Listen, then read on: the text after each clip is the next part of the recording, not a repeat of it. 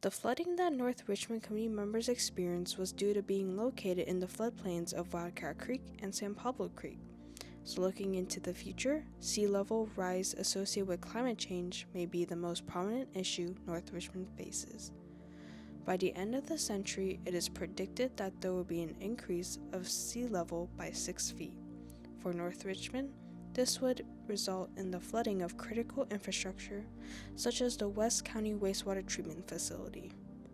To address the risk of sea level rise, the Watershed Project is collaborating with Mithun, ESA, and West County Wastewater to plan and execute a shoreline adaptation project. North Richmond is a poverty-stricken community, and it has been for years. When North Richmond was first developed, North Richmond was developed post-World War II. A lot of black people migrated from the southern states like Louisiana, Mississippi, Alabama, and moved to the Bay Area in search of work and a better life.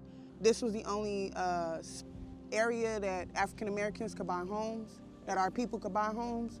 You know what I'm saying? And so, like, this area is literally, there's like, oh, you can only live here, but it's between two flooding creeks, right next to air pollution, the Chevron refineries, and it's right on the edge of our shoreline. So in about 50 years, the shit's probably gonna be underwater. And this was the place they said, only you can live here, you know? And uniquely, like we are, you know, us black, you feel me, people of color, you know what I'm saying, we come together and we stand together and we build people power. And that is how North Richmond was able to survive all these years. I originally brought together the stakeholder group and reaching out to all the property owners, public and private, along the bay. And I can do that in my role as a county supervisor. So bringing on a public agency like the West County Wastewater District, trying to get Republic Services and Chevron to the table, you know, bringing on the Park District. So these projects don't happen on their own and with one agency. It really takes multiple agency cooperation, and that has been a lot my role, is to bring these disparate agencies and stakeholders together, but also making sure the community's involved. This small 0.6 mile stretch is to have it be a pilot that can be built off of in the future, because there's communities to the north of us and other industry and communities to the south of us that also are going to be impacted by sea level rise. The project has sort of two areas of focus. One is a stretch of shoreline that's about 5 miles long that runs all the way from Castro Cove to almost up to Dotson Marsh, and then a more focused zone that the project refers to as the prototype. So that's where we would be initially prototyping a sea level rise protection levee. That the sort of nomenclature for this particular kind of approach is a living levee, and what that refers to is a levee that has a long sloped side towards the bay, so that as sea levels rise, the habitat that is currently in the marsh, which would drown in sea level rise, that those plant communities are able to transition up the slope.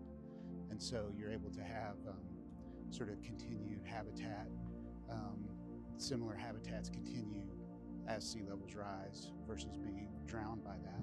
Now we are in the kind of like the stage of actually putting kind of like pen to paper for many of these projects, including the Living Levee, which was one of the priority projects identified early on in 2017 during the visioning exercise, because it was clear from that moment that looking at all the models from the Bay Adapt and other projects, that North Richmond was going to be heavily affected by sea level rise, being kind of one of the low-lying communities, and that is also one of the kind of disinvested or disadvantaged communities around the bay, and that requires special attention for early intervention. One of the key components of the Living Shoreline project is community engagement, because it ensures democratic participation. Much of the development of North Richmond was built without the consent of people living there. The mission of the Watershed Project is to put people and the environment first. One of the systematic changes we're trying to make is not to look at community members as less important.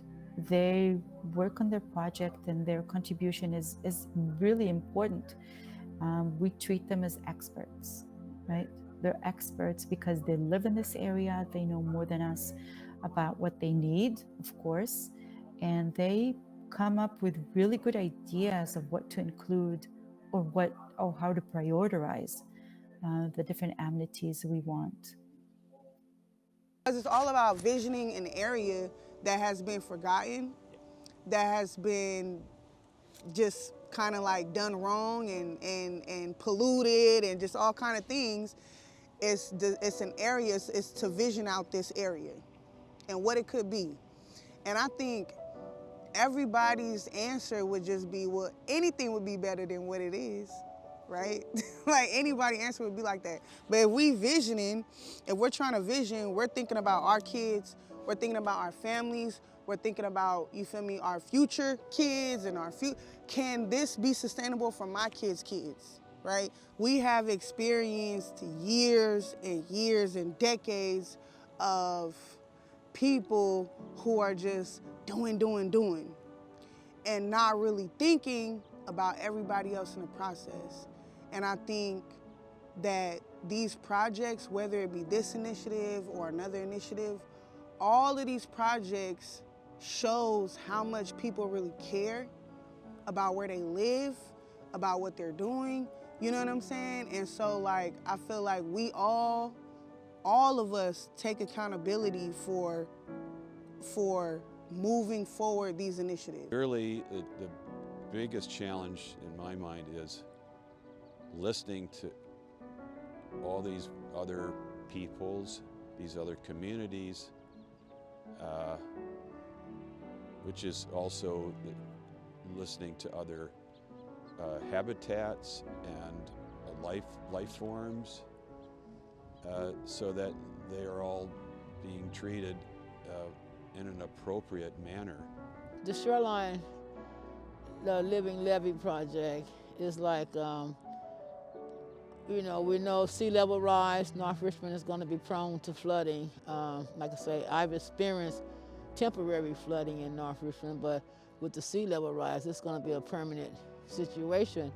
So it's best that we get going now with our plans to combat sea level rise.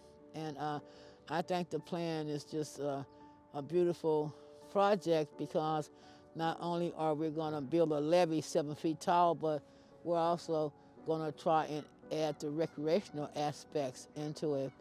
And that's what we're all looking forward to have some type of recreation on the North Richmond shoreline.